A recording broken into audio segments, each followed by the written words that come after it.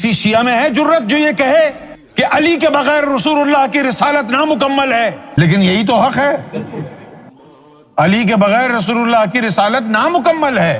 اب ہمارے جو اہل تشیع بھائی ہیں، بہنیں ہیں، اب ان سے پوچھیں کہ تمہارے جو یہ ذاکرین بیٹھے ہوئے ہیں امام باڑوں میں، ان سے پوچھو کہ بیٹا اپنی ورث ثابت کرو پہلے۔ بڑے بڑے شہنشاہ بیٹھے ہوئے ہیں نا، تمہارے پاس کون سا علم ہے؟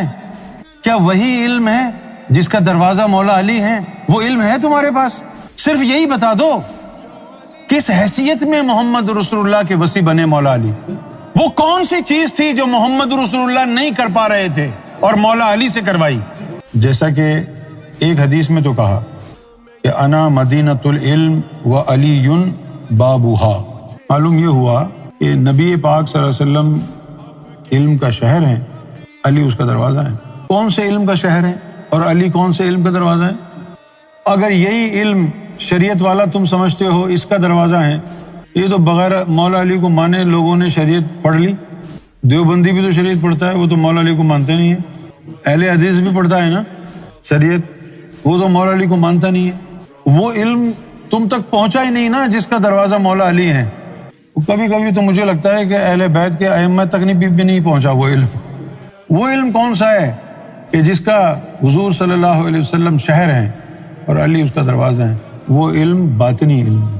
باطنی علم تبھی ملے گا تجھے جب تو مولا علی کے وسیلے سے رسول اللہ تک رسائی حاصل کرے۔ دوسرا یہ کہ ایک مثال حدیثوں میں آتی ہے کہ رسول اللہ نے فرمایا کہ جو نسبت ہارون علیہ السلام کو موسیٰ علیہ السلام سے تھی، اور ہارون علیہ السلام موسیٰ علیہ السلام کے لیے وصی بنا کے بھیجے۔ وصی کا مطلب مددگار۔ اب موسیٰ علیہ السلام کو ہارون علیہ السلام کی ضرورت کیوں پڑی؟ اس لیے کہ وہ ہکلاتے تھے۔ وہ کیا اللہ کا کلام لوگوں میں ایسا کر کے بیان کرتے، تو اس لیے انہوں نے کہا کہ جی بھائی میری زبان کا عقدہ کھول دو، میری مشکل آسان کر دو۔ تو اللہ نے نہیں مانا ہوگا نا، تو کہا کہ ٹھیک ہے پھر میرے بھائی کو بھی نبی بنا دو تاکہ وہ میرا مددگار بنے۔ اللہ نے وہ ہکلانا تو بند نہیں کیا، ہارون علیہ السلام کو مقرر کر دیا۔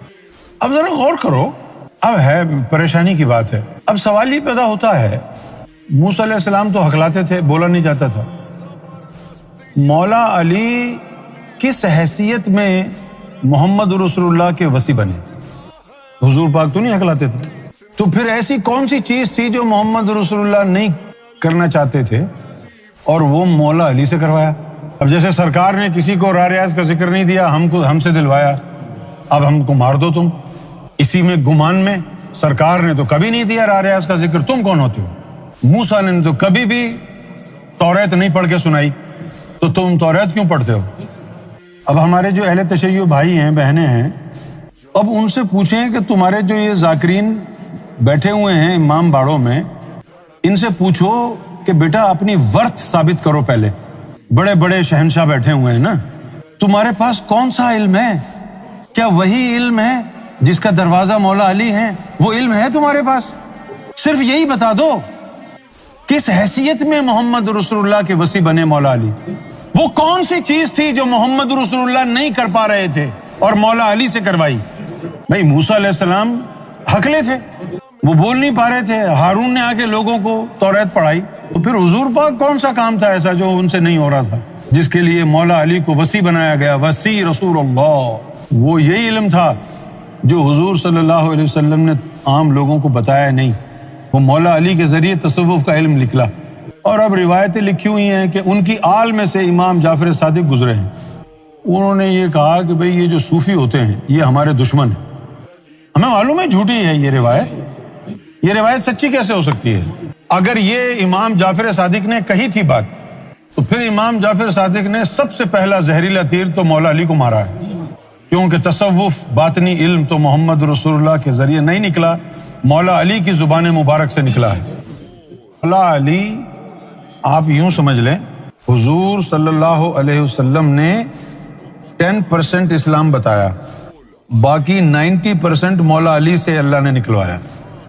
یہ باطنی تعلیم حضور نے تو بیان ہی نہیں کی، یہ باطنی تعلیم تو نکلی ہی مولا علی کے سینہ اقدس سے ہے۔